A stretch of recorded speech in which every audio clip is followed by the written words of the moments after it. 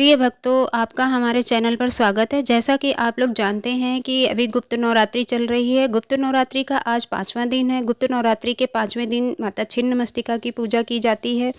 जैसा कि आप लोग जानते हैं कि इस चैनल पर डेली माताओं की कथा आप लोगों को सुनाई जाती है, तो आज छिन्नमस्तिका माता की कथा का हम लोग श्रवण पान करेंगे। ओम दुम दुर्गाए नमः। चलिए अब हम छिन्नमस्तिका माता की कथा का शुभारंभ करते हैं। माता सती को भगवान शिव की अर्धांगिनी के रूप में माना जाता है। साथ ही पौराणिक ग्रंथों में माता सती द्वारा लिए गए 10 महाविद्याओं का भी वर्णन मिलता है, जिनकी पूजा मुख्य रूप से गुप्त नवरात्र के दौरान की जाती है। ऐसे में आज हम आपको 10 महाविद्याओं में से एक देवी छिन्नमस्तिका की कथा बताने जा रहे हैं। देवी छिन्नमस्तिका 10 महाविद्याओं में से 5वीं महाविद्या है। अन्य महाविद्याओं में माँ तारा, माँ त्रिपुर सुंदरी, माँ भुवनेश्वरी, माँ काली, माँ त्रिपुर भैरवी, माँ धूमावती, माँ बगलामुखी, माँ मातंगी और माँ कमला शामिल हैं। इनका स्वरूप काफ़ी भयावह और विकराल माना गया है। इनकी उत्पत्ति को लेकर एक बड़ी ही विचित्र कथा मिलती है। तो चलिए कथा सुनते हैं। देवी छिन्नमस्तिका के स्वरूप की बात करें तो उन्होंने अपने बाएं हाथ में स्वयं का ही कटा हुआ सिर लिया हुआ है। उनकी कटी हुए गर्दन से रक्त की 3 धाराएं निकल रही हैं, जिसमें एक स्वयं उसके मुख में जा रही है और 2 धाराएं उनकी 2 परिचारकों के मुख में जा रही हैं। अपने दाहिने हाथ में खड्ग धारण किए हुए हैं। पौराणिक कथा के अनुसार राक्षसों और दैत्यों ने हाहाकार मचाया हुआ था, जिससे मानव एवं देवता आतंकित थे। तब मानव ने मां शक्ति को याद किया। तब पार्वती का छिन्नमस्तिका के रूप में अवतरण हुआ।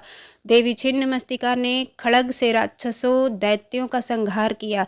इस दौरान माता को भी किसी भी चीज़ का ध्यान नहीं रहा और वह केवल पापियों का नाश करने लगी, जिससे काफ़ी रक्तपात होने लगा। माँ अपने प्रचंड रूप में आ गई थी, जिससे पृथ्वी पर हाहाकार मचने लगा। तब सभी देवताओं ने मिलकर भगवान शिव की शरण ली और उनसे माता के इस प्रचंड रूप को रोकने की प्रार्थना करने लगे।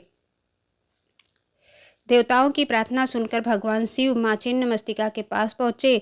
शिव जी को देखकर माता ने उनसे कहा कि हे नाथ, मुझे भूख सता रही है, मैं अपनी भूख कैसे मिटाऊं। भगवान शिव ने कहा कि आप पूरे ब्रह्मांड की देवी हैं, आप तो खुद एक शक्ति हैं। तब भगवान शिव के कहने पर माँ छिन्नमस्तिका तुरंत अपनी गर्दन को खड्ग से काटकर सिर को बाएं हाथ में ले लिया। गर्दन से खून की 3 धाराएं निकलने लगीं, जिसमें से एक धारा का पान माता ने स्वयं किया और जो बाएं दाएं डाकनी शाकनी थी, 2 धाराएं उन दोनों के मुख में चली गईं। इससे माँ तृप्त हुई और वो छिन्नमस्तिका माता कहलाईं। माँ छिन्नमस्तिका की कथा से जुड़ी कुछ और बातें हैं। माँ छिन्नमस्तिका 10 महाविद्याओं में 5वीं महाविद्या है। माँ छिन्नमस्तिका का स्वरूप भयावह और विकराल माना गया है। माँ छिन्नमस्तिका के बाएं हाथ में उनका कटा हुआ सिर होता है।